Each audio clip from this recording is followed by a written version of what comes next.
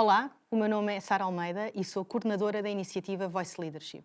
Esta iniciativa pretende apoiar pequenas e médias empresas a tornarem-se mais competitivas através da aquisição de conhecimento e promovendo também o acesso a uma rede de contactos relevantes para apoiar o seu crescimento. Para além do programa formativo presencial, a iniciativa conta também com conteúdos complementares que pretendem explorar temas muito específicos de interesse para as PME. Hoje temos connosco a Patrícia Pinheiro Santos, gestora, mentora e formadora de People and Culture.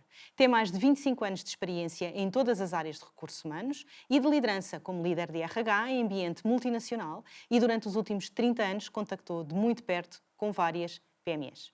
Uma das suas áreas de especialização é a criatividade na resolução de problemas e hoje terei a oportunidade de a entrevistar para que todos os gestores de PME que nos acompanham possam aprender mais sobre este tema.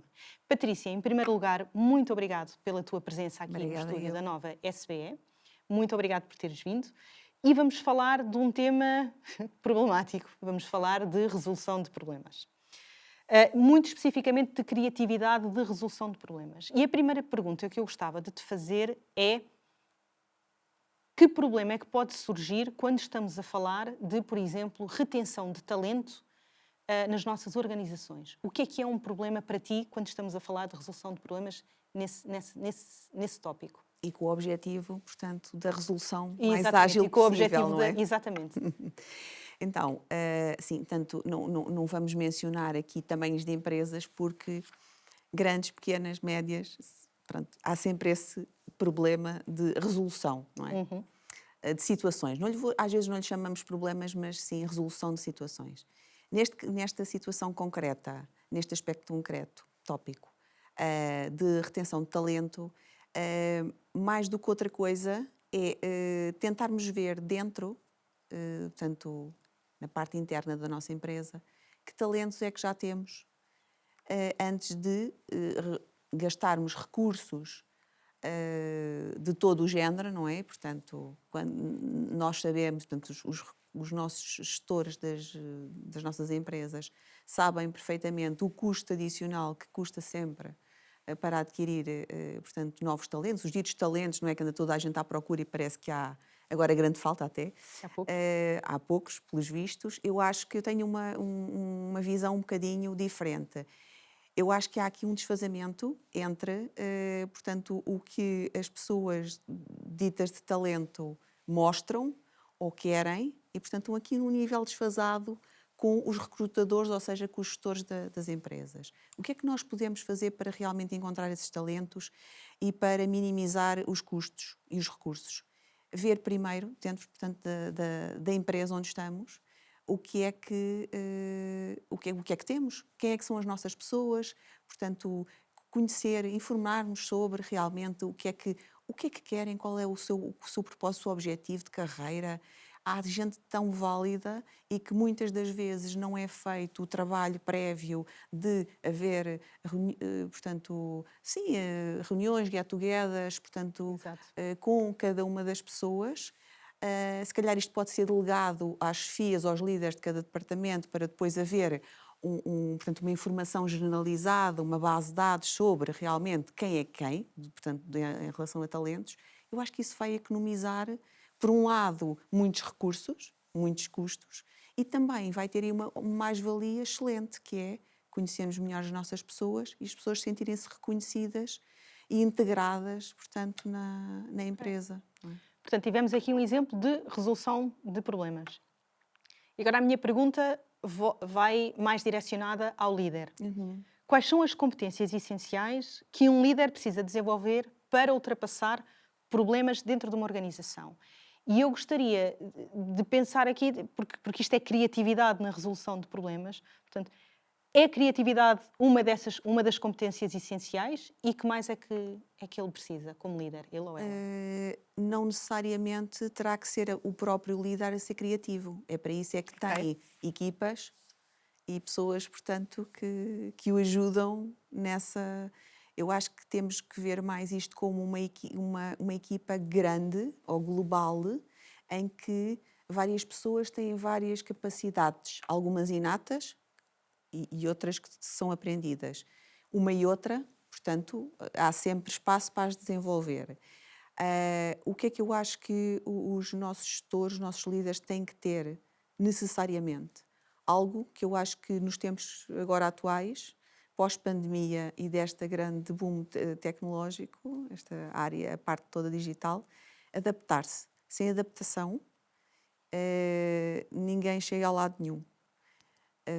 E o que é que eu quero dizer com adaptar-se?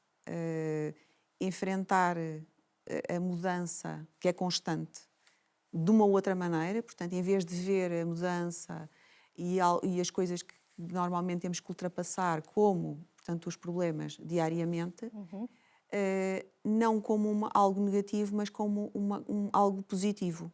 Aproveitar essa mudança, e só é possível ser feito se a pessoa tiver disposição, digamos assim, para se adaptar. Para se adaptar. Mais do que outra coisa. Outra coisa que também é importante é não contar só consigo próprio e com as suas mais-valias, ainda que é sempre bom a pessoa ter sempre a atualização e desenvolvimento das suas competências e tanto técnicas como de soft skills, mas também, portanto, ter sempre em linha de conta que é necessário estar com alinhamento com as equipas, com a sua própria direta e com as outras que são indiretas, sim.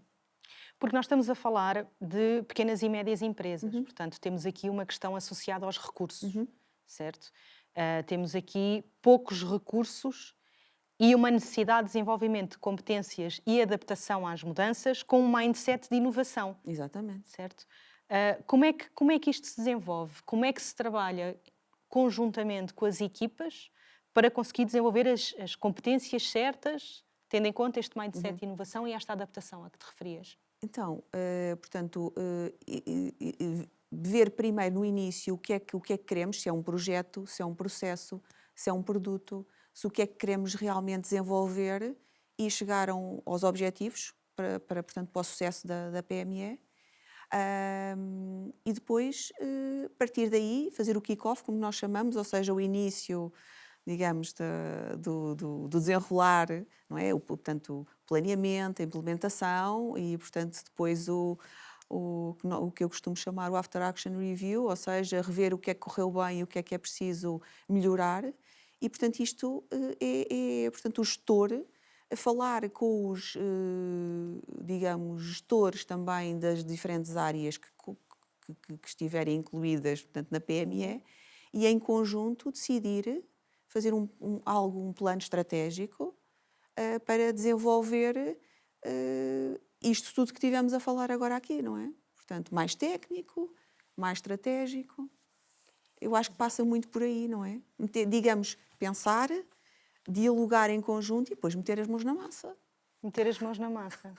Uma das coisas que... Sem agir, só ficando no papel e não vamos a lado nenhum, não é? Exatamente. E se não for em conjunto também não vamos, de certeza. Uma das coisas que eu senti, especialmente no início, quando estava a criar a empresa, era que estava sempre a apagar fogos.